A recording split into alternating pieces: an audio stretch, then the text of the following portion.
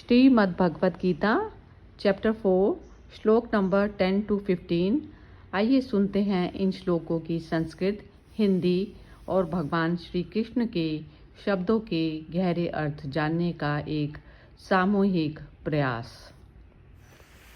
वीत राग भय क्रोधा मनमया मामुपाश्रिता बहवो ज्ञान तपसा पूता मद्भाव मागता ये यथा माम प्रपद्यन्ते तान् तथैव भजाम्यहं मम वर्तमानु वर्तन्ते मनुष्या पार्थ सर्वशः कांक्षन्ते कर्मणां सिद्धिं यजन्त इहि देवता क्षिप्रं हि मानुषे लोके सिद्धिर्भवति कर्मजा चातुर्यमण्णं मया सृष्टं गुणकर्म विभागशः तस्य कर्तारमपि मां विद्ये कर्तारम् अव्ययम् ना मां कर्माणि लिम्पन्ति ना मे कर्म फले स्पृहा इति मां यो अभिजानाति कर्मभिर्न सबध्यते एवं ज्ञात्वा कृतं कर्म पूर्वरपि मुमुक्षुभिः कुरु कर्मेव तस्मात् त्वं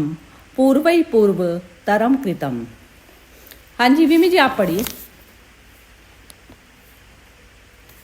हाँ जी, पहले भी जिनके राग भय और क्रोध सर्वथा नष्ट हो गए थे और जो मुझ में अनन्य प्रेम पूर्वक स्थित रहते थे, ऐसे मेरे आश्रित रहने वाले बहुत से भक्त उपयुक्त ज्ञान रूप तप से पवित्र होकर मेरे स्वरूप को प्राप्त हो चुके हैं।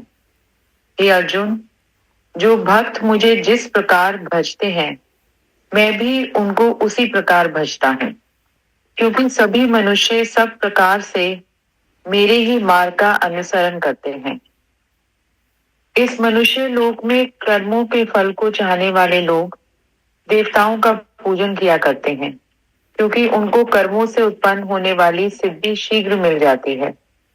ब्राह्मण, क्षत्रिय, वैश्य और शूद्र, इन चार वर्णों का समूह गुण और कर्मों के विभाग पूर्वक मेरे द्वारा रचा गया है। इस प्रकार उस सृष्टि रचनादि कर्म का कर्ता होने पर भी मुझे अविनाशी परमेश्वर को वास्तव में अकर्ता ही जान। कर्म की फल में मेरी प्रेहा नहीं है, इसलिए मुझे कर्म लिप्त नहीं करते। इस प्रकार जो मुझे तथ्य से जान लेता है वह भी कर्मों से नहीं बंधता। पूर्व काल में मुमुक्षुओं ने भी इस प्रकार जानकर ही कर्म किए हैं, इसलिए तू भी पूर्वजों द्वारा सदा से किए जाने वाले कर्मों को ही कर। हाँ, तो इसमें सबसे पहले तो ना इस बात पे आ जाना पड़ेगा कि जैसे एक ओनर है और ओनर की हम किसी के घर में सर्वेंट लगे हुए हैं, तो सर्वेंट की तरह से जब आप पार्टिसिपेट करते हैं तो ईगो का अपना कुछ नहीं है ना। ईगो क्या चीज़ है कि इस बॉडी से आइडेंटिफिकेशन ईगो का हो जाता है, लेना देना। तो उसके अपने पर्सनल कोई राग द्वेष ये सब चीज़ें नहीं है। तो इसमें ये कह रहे हैं कि जिनके राग और भय क्रोध सब नष्ट हो गए थे, अनन्य पूर्वक मुझ में स्थित रहते थे, ऐसे मेरे आश्रित। तो उसमें आश्रय क्या होता है? आश्रय सिर्फ मालिक के प्रति आश्रय।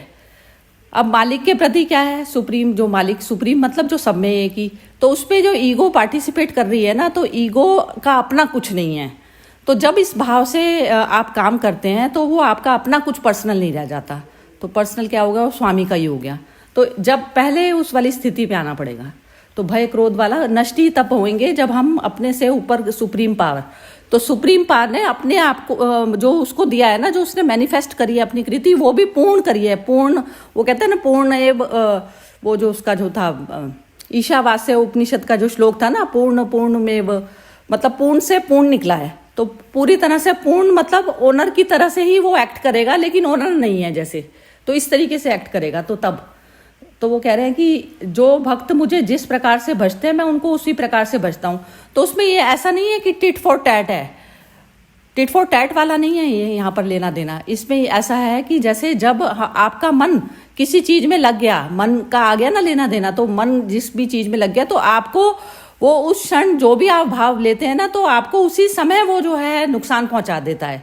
तो इस प्रकार से भजना होता है, मतलब आप जिस चीज को भजेंगे वही चीज जो है आपको भजेगी। मतलब जैसे कहते हैं ना, माउंटेन्स में आप आवाज करेंगे तो वही वापस रिफ्लेक्ट होके आती है। तो वही चीज है कि आपने यदि बुरा किया तो बुरा ही भजेगा आपको, मतलब बुरा ही आपके साथ में होगा। तो हर चीज जो है भजने पे डिपेंड करती है। तो अब उसमें कह रहे हैं अनन्य भाव, मतलब मेरे अलावा कुछ नहीं है, अन्य मेरे से अन्य कुछ नहीं है। तो अनन्य भाव उस वाली स्थिति को कहा जाता है कि उस वही है, बस सब भूतों में वही है। तो वही है तो फिर हम मेरे को जो सामने कितनी भी सिचुएशन मेरी खराब क्यों ना आ जाए, यदि मैं वो भूल गई उस समय, स्मरण मात्र कहते हैं ना, स्मरण मात्र से आप उसमें प्रतिष्ठित हो जाते हैं। तो स्मरण हमें भूल जाता है और फिर हमारा एक्ट जो है बदल जाता है उससे।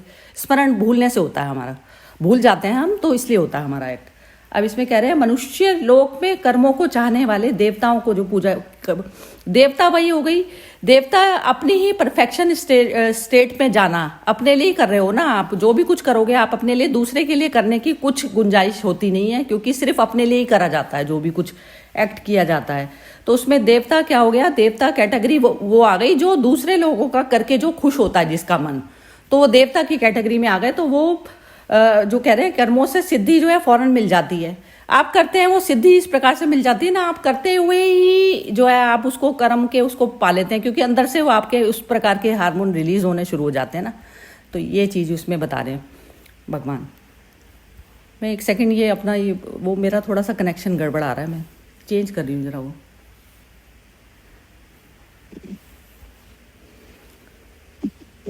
और इसमें कह रहे हैं ब्राह्मण क्षत्रिय वैश्य और शूद्र, इन 4 वर्णों का समूह। अब ब्राह्मण क्षत्रिय ये वर्ण ऐसा नहीं है कि भगवान ने कोई अलग से वर्ण बना दिए, ऐसा नहीं। हमारी ही अपनी ही 4 स्थितियां जो होती हैं उस चीज को कहा जाता है कि ब्राह्मण मतलब ब्रह्म में स्थित होकर, कि आप जो है आप और उसमें उसने पूरी आपको पावर दी हुई है उस समय, अपनी बॉडी माइंड और उसके अकॉर्डिंग इस प्रकार से शरीर जो है आप क्षत्रिय की तरह से इस्तेमाल करें। और वैश्य अपने माइंड को जहां पर भी कर्मिक अकाउंट का जो लेना देना आता है ना, उसमें वैश्य वाला होना चाहिए कि बिल्कुल मतलब किसी की से भी लेने की भावना नहीं, और किसी को जो है वैसे कि मैंने कुछ कर दिया तो उसमें वैसा वाला हार्मोन ना बने कि मैंने कुछ दे दिया। वैश्य ऐसी वाली कैटेगरी होती है कि जिसमें ना मैं किसी का रखता ना मैं किसी को देता। ये वैश्य का होता है ना, पूरा कहते हैं कि कांटे का हिसाब होता है उसका, वैश्य वाली इस प्रकार से वैश्य की कैटेगरी में आता है। तो ये सारी 4 स्थितियां हमारे अपने मन की हैं। शूद्र वह चीज हो गई कि शारीरिक भी, जैसे शारीरिक सेवा हम किसी से लेते हैं या देते हैं, तो उसमें भी अब शूद्र की जो कैटेगरी में आप आ गए, तो शूद्र क्या चीज है कि एक बॉडी लेवल पर जो जीना, तो बॉडी लेवल पर भी अपने काम आप किसी से नहीं कराते, या किसी कोई भी दिक्कत में है तो उसमें शूद्र का भी रोल जो है आपको करना पड़ता है। जैसे एक मुक्त अवस्था हो गई ना, मुक्त अवस्था क्या हो गई कि शरीर से परे होके खड़े होके मैं अपने आप को देख रही हूँ, तो उसमें शूद्र का भी जो काम है वो 4 ही कैटेगरी मेरे को, अब कौन से काम किस क्षण में मेरे को उपयोग करना अपना, ये चीज है इसका। अब इसमें कह रहे हैं कि गुण और कर्म विभाग, मतलब विभाग जो है ये अलग से नहीं करेगा, ये 4 कैटेगरी सब में है इस प्रकार से। तो सृष्टि क्या चीज होती है, मन की। जैसे ही मन निर्मित होता है वहां से सृष्टि का रचन शुरू हो जाता है। अब क्या होता है कि मन, यदि मैं अब मन को यूज ना कर यदि मन की गुलाम बन जाऊंगी, तो पर अब जो भी स्थिति में अब मेरे को कभी क्षत्रिय का रोल निभाना पड़ता है, कभी मुझे वैश्य का निभाना पड़ता है, कभी तो मैं उससे बाउंड हो जाती हूँ ना। तो इस प्रकार से मन की कैद से मुझे हटना पड़ेगा। सृष्टि रचन उस चीज को कहा जाता है।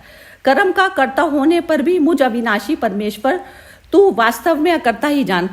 अब क्या है, एनर्जी लेवल पे आप आ जाइए। तो इसमें क्या है, एनर्जी सभी जो भूतों में है, तो वो अविनाशी परमेश्वर उस अवस्था का नाम है कि जहां पर आप एनर्जी के रूप में अपने आप को मान लेते हैं।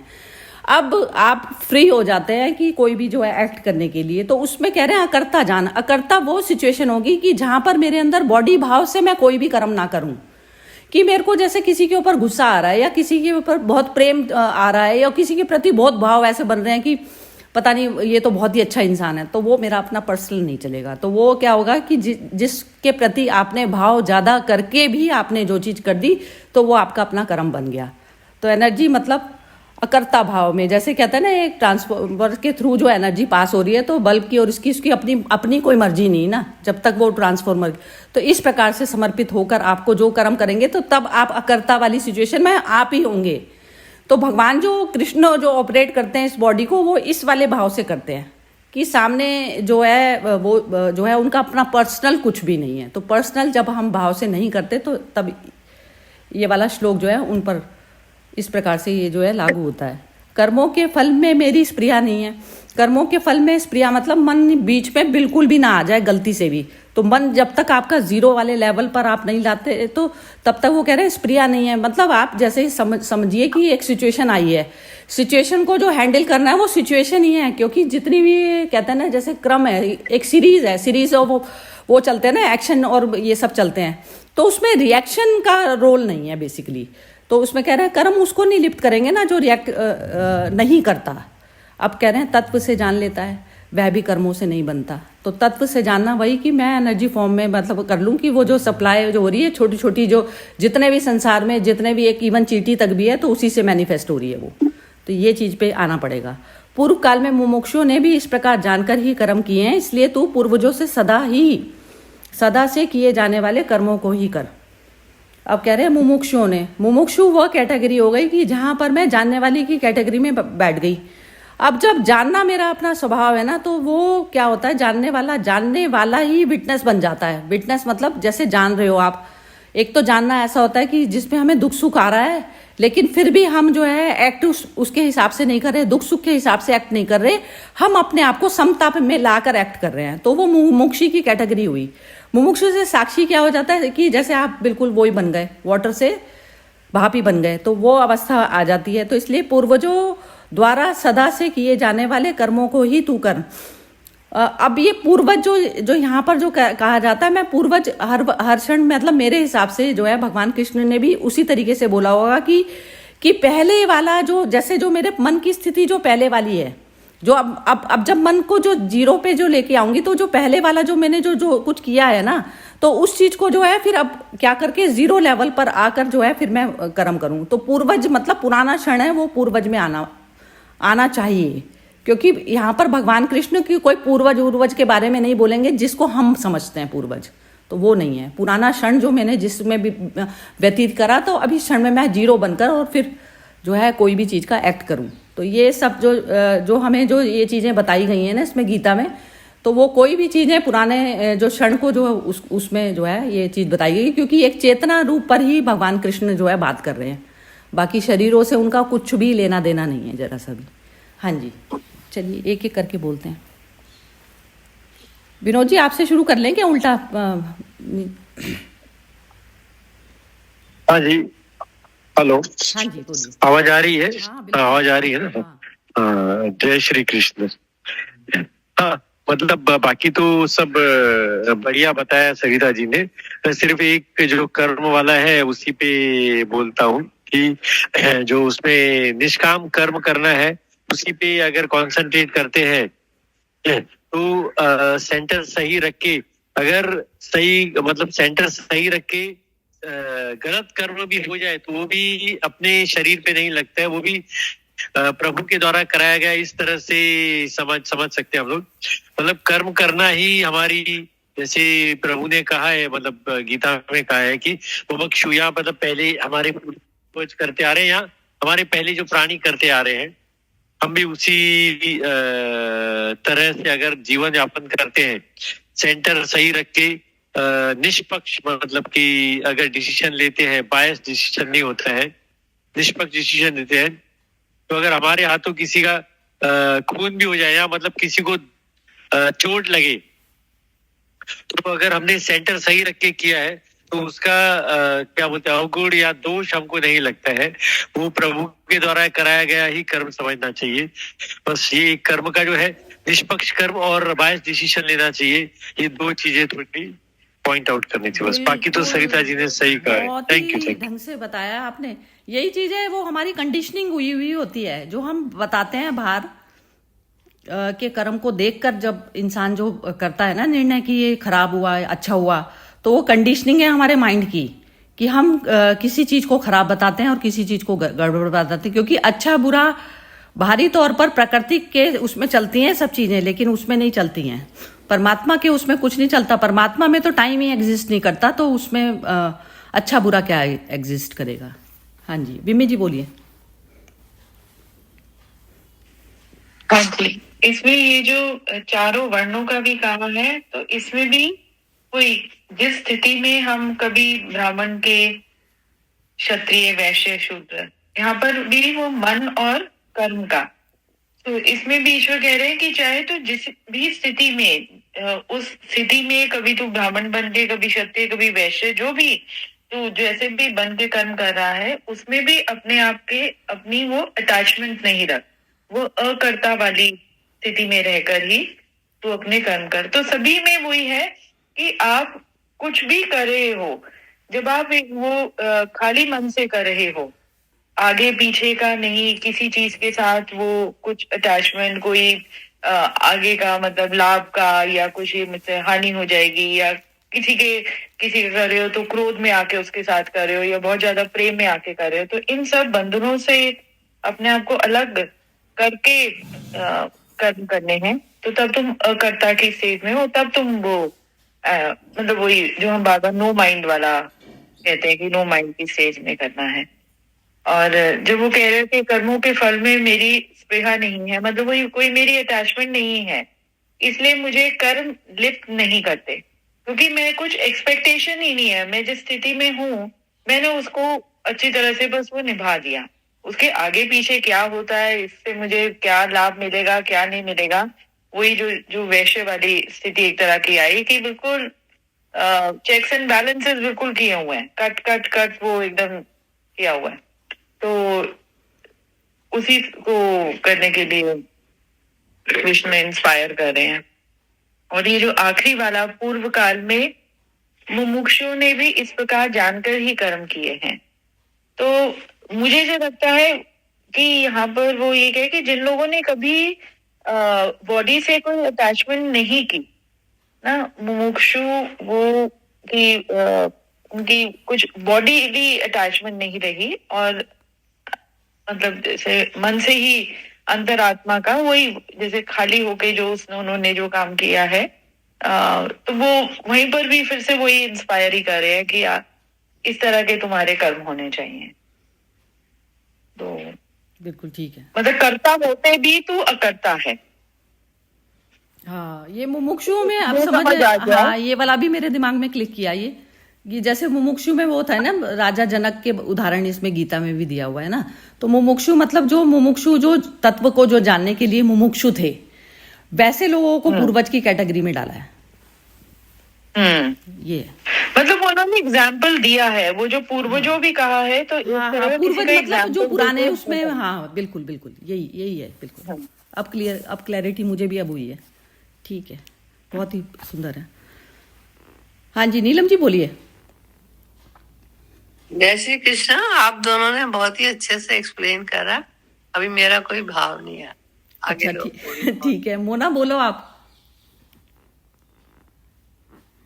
जी, ये मतलब इसमें वो मतलब अकर्ता हो के हमें कर्म करना है, एक ये चीज बोलनी थी मुझे।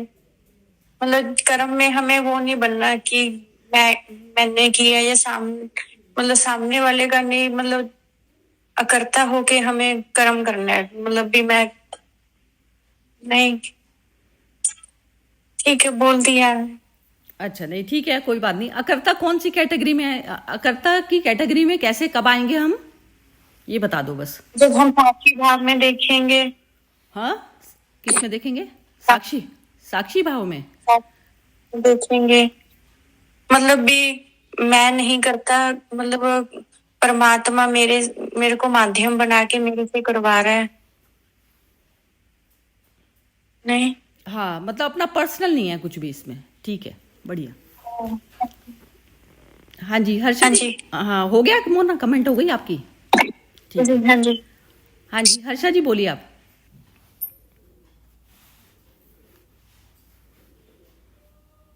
हाँ जी, अब इतना अच्छा सबका सुनकर तो मुझे तो एक्चुअली काफी चीज क्लियर भी हो गया है। द रिलेशनशिप बिटवीन आत्मा एंड एक्शन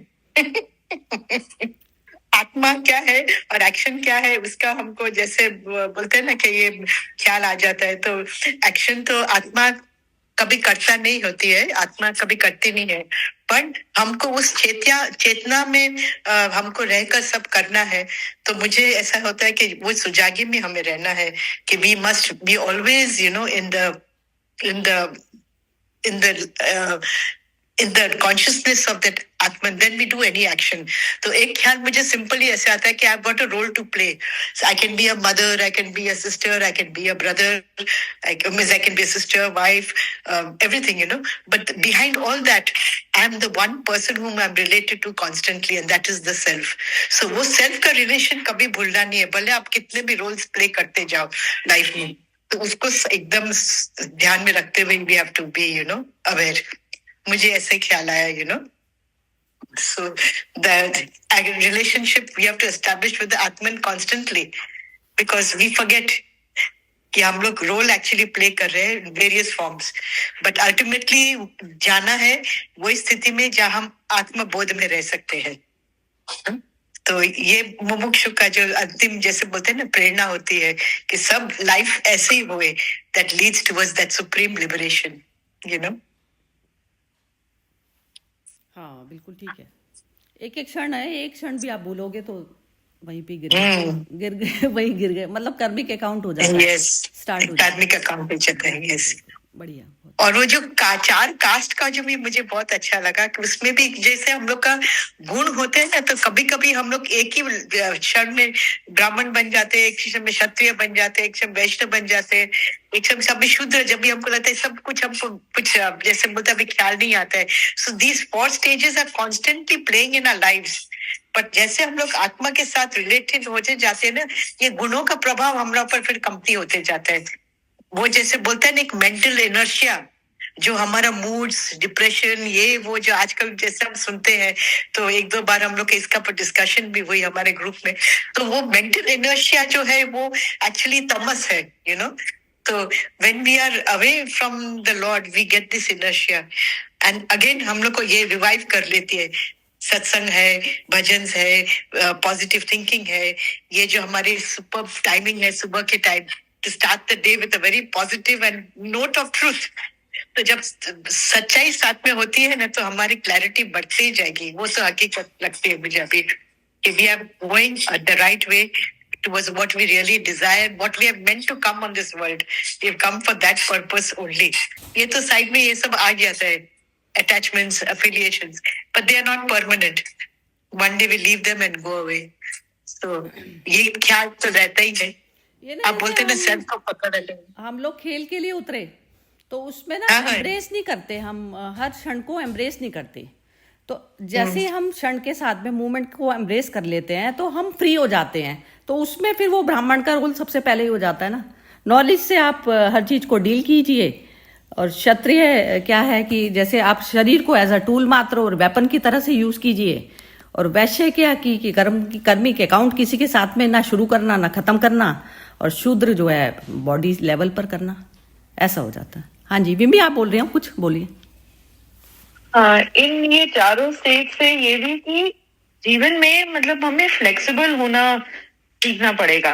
कभी कभी क्या है कि हम अपने ही जो हमने आइडियाज बना रखे हैं, या कहीं पढ़ा है, या शास्त्रों में, या किसी ने कहा, तो हमने उसी फ्रेम में रह गए हैं।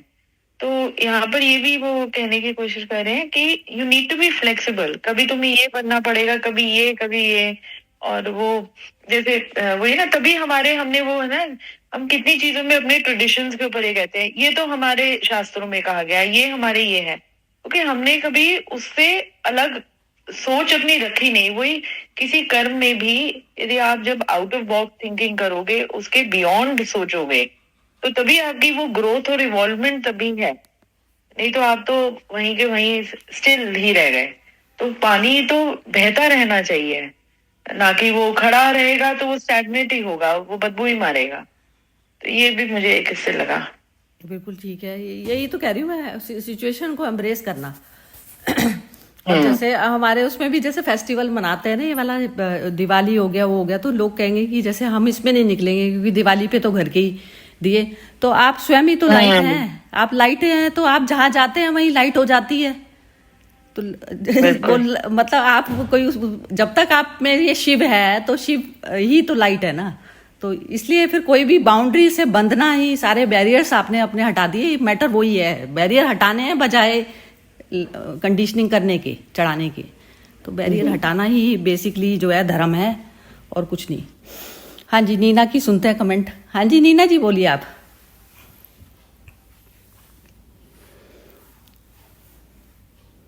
हाँ, अनम्यूट करके बोलना पड़ेगा आपको। Oops sorry. आप सबने बड़ा अच्छा कवर अप किया, पर जो मैंने सीखा है वो मैं थोड़ा आप मुझे करेक्ट कीजिएगा। तो पहले तो यही है कि जो भी कर्म है बिना अटैचमेंट के, फियर के, एंगर के, सब कुछ टोटली सरेंडर करते हुए उस यूनिवर्सल पावर के अंदर होना चाहिए। एंड जैसे बीच पे जाते हैं बच्चे लोग, रेत के घर बनाते हैं और उसके बाद उन्हीं घरों को बाद में तोड़ के अपने अपने घरों में वापस चले जाते हैं। उनको किसी चीज का कोई दुख नहीं होता, वो हंसते हंसते आते हैं, हंसते हंसते जाते हैं। तो हम लोगों को भी उसी तरह से जिंदगी जीनी चाहिए। किसी चीज को होल्ड करके नहीं बैठना चाहिए, कोई अटैचमेंट नहीं, किसी चीज का डर नहीं, बिकॉज वो एक यूनिवर्स पावर है जो सबका ध्यान रख रही है। और दूसरा कि जैसे हम एक श्लोक बीच में आया जिसके अंदर कहते हैं कि हम लोग देवी देवताओं से मटेरियलिस्टिक चीजें मांगते रहते हैं। उसके अंदर यही कहूँ, जैसे अकबर की एक कहानी याद आती है मेरे को कि कोई अकबर के पास जाते हैं मांगने के लिए। तो वो कहते हैं अकबर की तरह, कहते हैं वो अपना नमाज पढ़ रहे हैं, तो वो फिर थोड़ा पीक करके देखते हैं कि अकबर तो खुद तो हाथ जोड़ के कहीं से और से मांग रहा है। तो वो चुप करके निकल जाते हैं फरीद, जो भी आते हैं उनसे मांगने के लिए। मैं तो भिखारी हूँ, अकबर से मांगने आया हूँ, और अकबर तो खुद इतना बड़ा भिखारी है जो सुप्रीम पावर से मांग रहा था। मैं सीधा सुप्रीम पावर, कहने का मतलब we need to surrender to that supreme one universe power. फिर तीसरा जो आपने वो 4 चीजों का बताया कि डिफरेंट काइंड ऑफ ऑक्यूपेशन, उसी तरह से जैसे वो चीज हमारे चारों तरह के ऑक्यूपेशन हमारे डिफरेंट टाइम के अंदर हम लोग करते हैं, वही I think that is same analogy. जैसे सुबह सात्विक गुण प्रधान होता है, दोपहर के टाइम में जब काम में जाते हैं तो राजसिक गुण प्रधान हो जाता है, शाम को वही इनर्शिया जो किसी ने बीच में बोला वही तामसिक गुण प्रधान हो जाता है। तो तीनों गुण सबके अंदर डिफरेंट टाइम के ऊपर चलते ही रहते हैं। ये थोड़ा मेरा लेसन है आज का। प्लीज मुझे करेक्ट कीजिए अगर मैंने कुछ गलत बोला है तो। ये जो आपने बोला ना कि गुण प्रधान हो जाते हैं, तो गुण प्रधान से तो ऊपर मैं हूं ना। गुण प्रधान मैं करूंगी, मेरा को जैसी सिचुएशन डिमांड करेगी मैं उस हिसाब से गुण को प्रदान करूंगी ना अपने। तो अब रात को कोई इमरजेंसी आ जाती है आपको कि रात को कहीं किसी को हॉस्पिटल में जो एडमिट कराना पड़ जाता है, तो गुण प्रधान थोड़ी ना है, मैंने डिसाइड करा कि अब इसको एडमिट कराना जरूरी है, तो उसमें गुण क्या करेगा। मैं गुण से फ्री हूं ना, मैं गुण की कैद में ना आ जाऊं।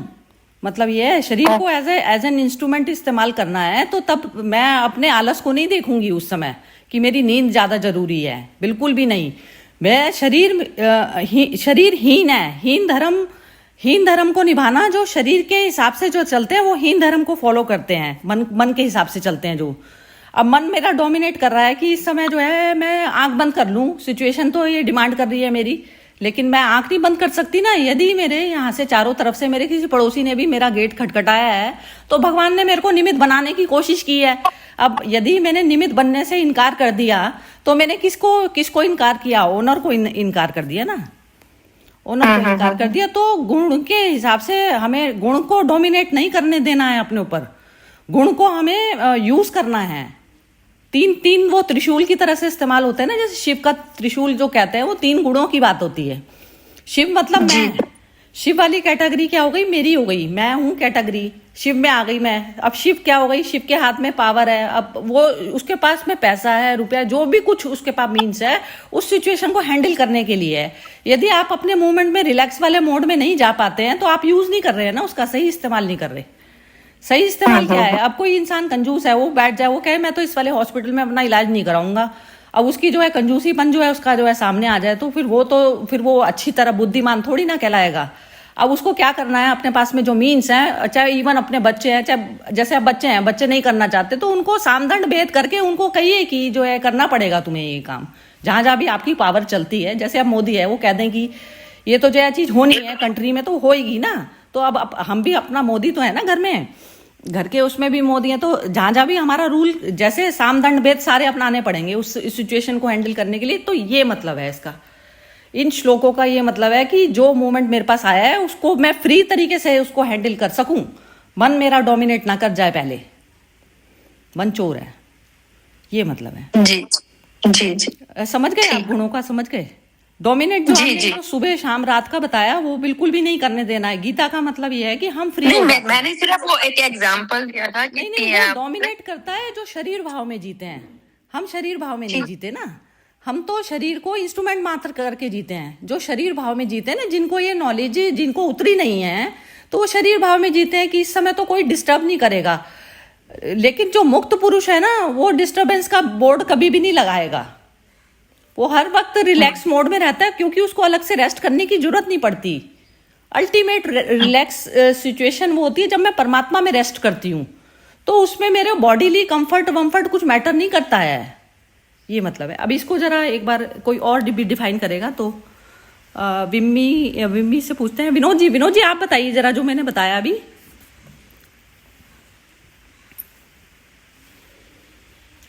हाँ जी विनोद जी, कंफर्टेबल है आप बोलने में? नहीं, चलो ठीक है विम्मी आप बताओ। हाँ, वही कि है कि किसी भी परिस्थिति में मतलब उसका कुछ समय का मतलब जहां पर आपने फिर से वही समय के अकॉर्डिंग डिफाइन कर दिया कि इस समय मैं ये हूँ, इस समय मैं वो हूँ, तो फिर आप वही वो बंधनों में तो हो। और जो समय यहाँ पर जैसे यदि समय की भी बात करें तो आज यहाँ पर सुबह हो रही है, कहीं पर रात हो रही है, तो वो समय का तो वो है ही नहीं कुछ उसमें।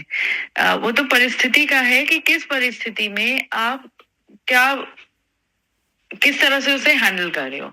तो कभी आपको ब्राह्मण बन के करना पड़ेगा, कभी वैश्य बन के करना पड़ेगा, कभी शूद्र बन के करना पड़ेगा। जैसे वही एक माँ अपने बच्चे को समझाने के लिए कभी प्यार से भी समझा रही है, कभी डांट के समझा रही है, तो वो आपका जैसे जो वो है कि आपका जो उसमें रूप बदल रहा है, पर वो करते हुए भी आपके कहीं पर भी आप जैसे वो है ना निर्मल भाव से आप कर रहे हो, आपकी कोई उसमें अपना कहते हैं अपना फायदे का कहीं नहीं सोच रहे आप। उस स्थिति को बस किस तरह से मैं इसको अच्छी तरह से हैंडल कर लूं, बस वहीं तक आपका है कर्म। और हाँ बिल्कुल इस भाव में रहना पड़ेगा। मैं समयातीत और कालातीत हूँ, तो उसमें समय दिन रात ये सब जो है यूनिवर्स के बॉडी पे अप्लाई होते हैं, ना कि मेरे ऊपर। मेरे ऊपर कोई रूल अप्लाई नहीं होता किसी भी तरीके का, ये चीज यहाँ तक होना पड़ता है। हाँ आप बोलिए नीलम जी, मैं आपको ही पूछने वाली थी। हाँ जी मुझे विनोद जी ने जो एक समरी बोली है ना सारे इसकी, कि हमें निष्काम कर्म करना है, निष्काम और किसी भी बायस के बिना और निर्भय होके निष्काम, और अपना सेल्फिश मोटिव नहीं होगा तो अपने आप ही वो कर्म ठीक होगा। जब आप समस्त सृष्टि की तरफ ध्यान देंगे और या किसी दूसरे का भला करेंगे, अपने आप ही काम सीधी डायरेक्शन में जाएगा, गलत जा ही नहीं, अपना नहीं सोचेंगे। अपना सोचते ही, हाँ अपना नहीं सोचने से ही बैरियर सारे खत्म। अब एक बार नीना जी से पूछते हैं, लास्ट आप कमेंट भी बोलिए नीना जी, क्लैरिटी में बिल्कुल क्या समझ में आया? आपने मुझे बोला कि शरीर को, बॉडी को एक टूल बना के इस्तेमाल करना, कर्म उसको Am I right? That's what you हाँ, correct. बिल्कुल बिल्कुल बिल्कुल बिल्कुल, हाँ Yeah. हाँ। अब आप देखेंगे कि जब आप टूल बना लिए ना, आप फ्री हो गए ना, आप उससे फ्री हो गए, तो आप फिर उस समय फिर किसी बाउंड्री में आपको कोई बांध नहीं सकेगा। टूल मात्र हो गया ना जी जी। हाँ, तो ये चीज बिल्कुल बढ़िया। चलिए ठीक है, बहुत ही सुंदर सेशन रहा आज का। हर्षा, आपको बोलना तो नहीं है लास्ट कमेंट कुछ? नहीं तो हाँ, मुझे तो बहुत अच्छा लगा। ये गुणातीत है, समयातीत है, we are beyond space, beyond time, beyond action. तो वो तो योगिक रिपोर्ट्स में हम लोग रह गए ना, त्रिगुणातीत। हाँ। तो फिर ये तो योगिक रिपोज है ना, जब आप समझ जाते कि हम एक्चुअली मैं तो करता नहीं हूँ, करने वाला तो वो कराता है। पर हम जब सुजागी में रहते तो मैं करता हूँ, उसका हमको परिणाम पे नहीं भोगना पड़ता है। तो क्या हो जाता है, निमित्त मात्र, जो विनोद जी ने बहुत अच्छा से समय, निमित्त मात्र, निष्काम कर्म, तो ये सब चीजें हम लोग याद रखते रखते सब कर्म करेंगे तो जरूर हमको एक शांति तो एहसास होती रहेगी, क्योंकि हम डिस्टर्ब नहीं होंगे मूवमेंट से भी। मूवमेंट करते हुए भी हम स्थिरता में रहेंगे, यू नो, योगिक पॉइज जो बोलते हैं ना, योगिक क्षमता, उसमें हम लोग रहेंगे। तो ये मुझे बहुत अच्छा लगा, बहुत ही समझ में आया थोड़ा। चलिए, बहुत ही है ना? सुंदर सेशन रहा। कल करते हैं फिर बुद्धा Yes. वाणी। ठीक है, आज का खत्म हुआ।